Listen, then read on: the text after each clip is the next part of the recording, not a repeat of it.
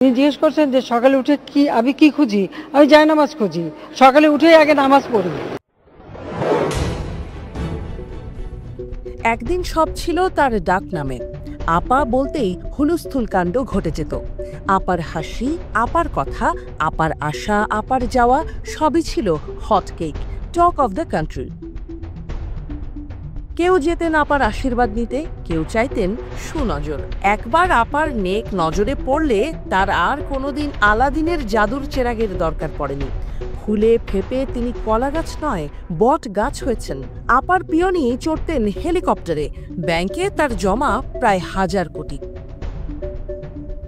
আপা যা বলতেন তাই হতো। কার এমন সাধ্য তার কথার অবাধ্য হয়? তিনিই তো সর্বে সর্বা। সচিবালয় থেকে সংসদ, সংবাদ থেকে সওদাগরের দোকান, সবখানেই ছিল আপার একক আধিপত্য। সচিব থেকে পিয়ন, রাজ্যের সব চলত অঘোষিত মহারানীর কথায়। মহারানীর কথাই ছিল আইন, তার আদেশ ছিল অনিবার্য, শিরোধার্য।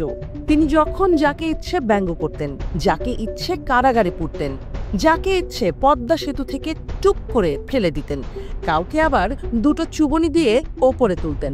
দমন পীড়ন সব ছিল আপার রাজ্যে স্বাভাবিক। তবে হেলেনেরও শেষ হয়। মহারানী ভিক্টোরিয়াকেও কোনো এক অনিবার্য কারণে ছাড়তে হয় মসনদ। ফেরাউন থেকে রাশিয়ান জার, ইতালির ফ্যাসিস্ট মুসলিনি থেকে জার্মানির নাৎসি হিটলার, সবাই গেছেন, যেতে হয়েছে অনিবার্য কারণেই। এই মহারানীকেও পালাতে হয়েছে, ত্রাস কায়েম করতে গিয়ে হয়েছে ত্রাহিদশা। তাই তো তাকেই আজ অনায়াসে বলা গুড বাই আপা।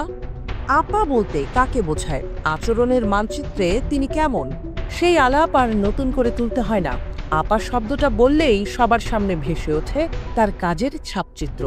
সবাই এখন জানেন এবং মানেন আপার পতন ছিল অনিবার্য, যেতে তাকে হতোই। প্রকৃতি আসলে বেশি দিন জমিয়ে রাখে না পাপ, প্রতিবার বাড়লে তাকে ঝরে পড়ে যেতেই হবে।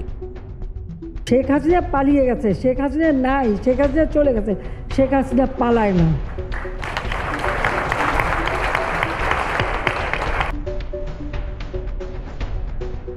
অন্তর্বর্তী সরকারের প্রধান উপদেষ্টার প্রেস সচিব শফিকুল আলমও বলেছেন, বাংলাদেশের রাজনীতিতে ক্ষমতাচ্যুত সাবেক প্রধানমন্ত্রী শেখ হাসিনার ফিরে আসার সামান্য সম্ভাবনাও এখন শেষ।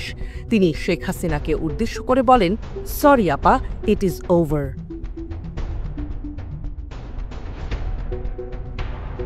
শফিকুল আলম তিনি বলেছেন, অবশেষে জাতিসংঘের তদন্ত প্রতিবেদন প্রকাশিত হয়েছে, যা শেখ হাসিনার নেতৃত্বের উপর চূড়ান্ত আঘাত হেনেছে।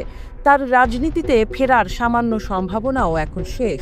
যদি আওয়ামী লীগ এবং তাদের সেই বিশাল কর্মী বাহিনী, যারা জুলাই আগস্টের হত্যাযজ্ঞে জড়িত ছিল না, দলকে পুনরুজ্জীবিত করতে চায়, তবে একমাত্র উপায় হলো শেখ হাসিনা ও তার পরিবারকে প্রত্যাখ্যান করা এবং জাতির কাছে নিঃশর্ত ক্ষমা চাওয়া।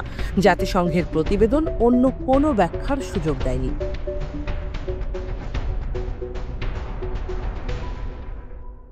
বিশ্বমঞ্চেও আপা চ্যাপ্টার অনেকটাই ক্লোজড।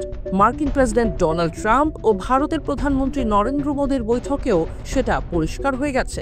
বিশ্বশক্তিগুলো আপাকে এখন ডেড হর্স মনে করছে। ঘোড়ার পিঠে সাওয়ার হয়ে মোদী নিজের পথ আগালেও মৃত ঘোড়াকে তিনিও আর কাঁধে করে বইতে চাইছেন না। তাই আপার অধ্যায় ধীরে ধীরে ওভার অ্যান্ড আউটের দিকেই ধাবিত হচ্ছে।